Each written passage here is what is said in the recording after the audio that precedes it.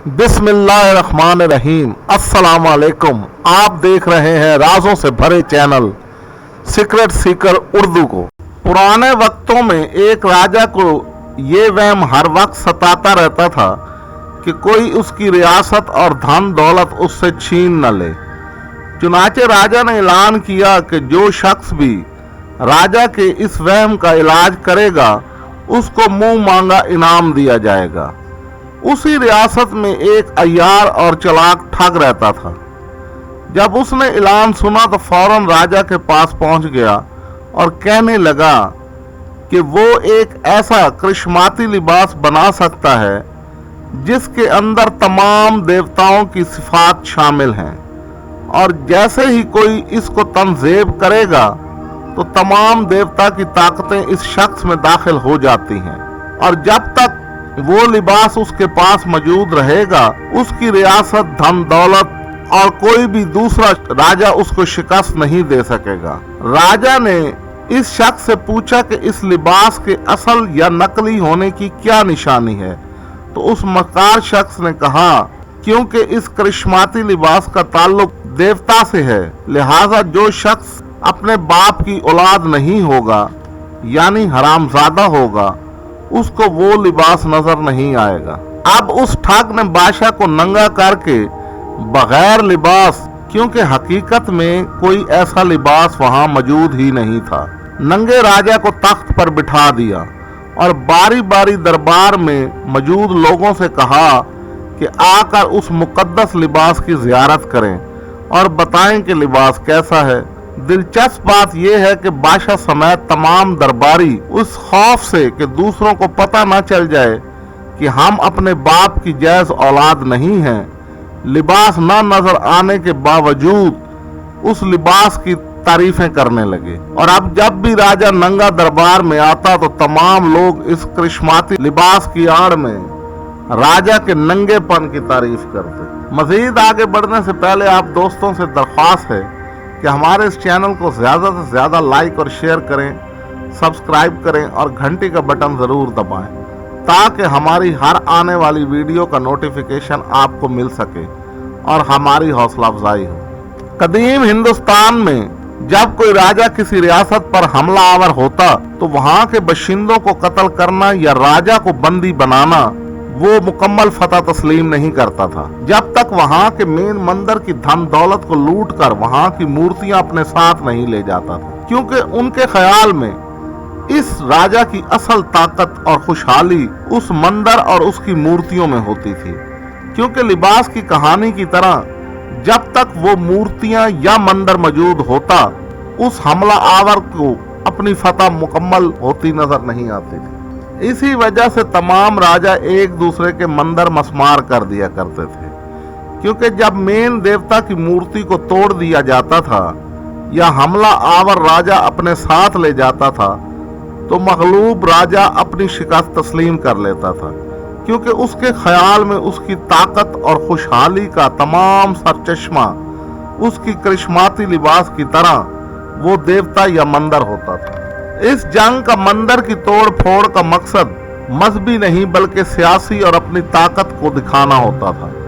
किसी दूसरी कौम को मजहब और हसद की बिना पर कत्ल करना और उनकी मजहबी इबादत गाहों को मस्मार करने का सेहरा चंद्रगुप्त मौर्य के पोते अशोक मौर्य के एक ब्राह्मण वजीर पुष्यमित्र शुंग के सर जाता है।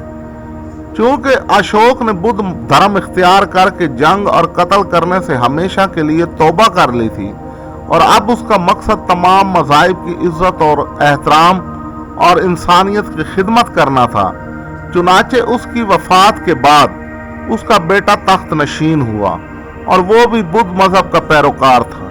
पुष्यमित्र शुंग ने अशोक के बेटे को यह कहकर कत्ल कर दिया कि ये ब्राह्मणों के दुश्मन बुद्धिस्ट से मोहब्बत और हमदर्दी रखता है। और अगर गौर करें तो गॉडसे ने भी गांधी जी का कत्ल इसी वजह से किया कि उसके ख्याल में गांधी जी मुसलमानों के साथ हमदर्दी रखते थे।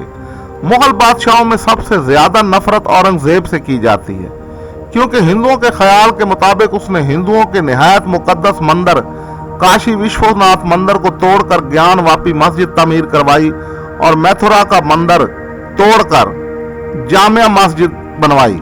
सवाल ये पैदा होता है कि क्या वाकई औरंगजेब ने इन मंदिरों को मस्मार किया था और उनके ऊपर मस्जिदों को तामीर करवाया था? तो सच ये है कि औरंगजेब ने इन मंदिरों को मस्मार करने का फरमान जारी किया था, लेकिन इनको मस्मार करवाने के पीछे असल कहानी क्या थी वो छुपाई जाती है और एक झूठी कहानी सुनाकर मुसलमानों के खिलाफ नफरत पैदा की जाती है। विश्वनाथ मंदिर की असल कहानी जानने के लिए मेरी video the real story of ज्ञान वापी देखें। इंतहा पसंद हिंदुओं की तरफ से ये दावा किया गया है कि ज्ञान वापी मस्जिद के वजू खाने के अंदर से शिवलिंग बरामद हुआ है, जबकि मुसलमानों का कहना है कि ये एक फुआरा है। दरअसल ये ना ही फुआरा है और ना ही शिवलिंग है। ये 13वीं सदी का बुद्ध विहार का काले रंग का स्तूपा था, जिसको जानबूझकर शिवलिंग की शक्ल देकर वजू खाने में लगा दिया गया था। और मस्जिद के नीचे जिस मंदिर के आसार मिले हैं वो भी बुद्ध विहार को हिंदू मंदिर में तब्दील करके बनाया गया था। अब आप सोच रहे होंगे कि ऐसा कैसे मुमकिन हो सकता है, तो आइए असल हकाइक जानते हैं। जिस तरह बाबरी मस्जिद के बारे में झूठ बोला गया कि ये राम जन्मभूमि है और बाद में नीचे से बुद्ध विहार के आसार मिले, और हकीकत भी ये है कि मैं तमाम हिंदुओं को चैलेंज करता हूं कि जो कहते हैं कि बाबरी मस्जिद के गुम्बद के नीचे राम जन्म स्थान था, रामायण के मुताबिक राजा दशरथ के महल में 10,000 कमरे थे, तो क्या कोई बता सकता है कि किस कमरे में राम जी पैदा हुए थे? कमेंट्स बॉक्स में जरूर जवाब दें ताकि आपके ज्ञान का पता चल सके। हिंदुओं के मुताबिक एक पुजारी असल शिवलिंग को बचाने के लिए ज्ञान वापी नामी कुएं में कूद गया था, तो कोई बता सकता है कि दोबारा किसने और कब इस शिवलिंग को निकाल कर वजू खाने में नस्ब किया?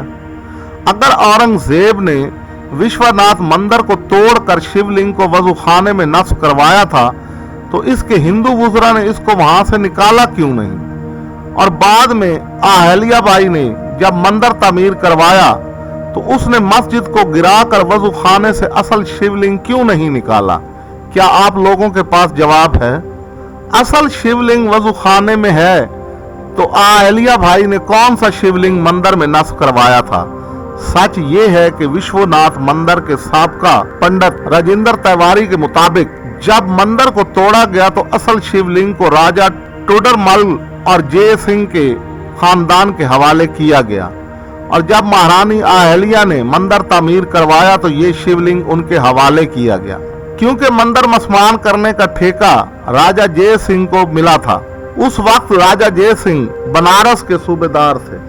अगर ये शिवलिंग असल होता तो महारानी अहल्या बाई के ख्वाब में आकर देवता शिव ने इसको असल मंदिर और लिंग के बारे में बताया था। अगर अब भी आप लोगों को इतराज है तो देवता शिव को खुद ही पता नहीं था कि असल मंदिर की जगह और शिवलिंग कहाँ है। इस करिश्माती लिबास की तरह अपनी भक्ति साबित करने के लिए सच को मत छुपाएं। नाजरीन, ये थी हमारी आज की वीडियो। अगर आपको ये वीडियो पसंद आई हो तो इसे लाइक करें, शेयर करें और कमेंट्स बॉक्स में अपनी कीमती आरा से जरूर हमें आगाह करें। शुक्रिया।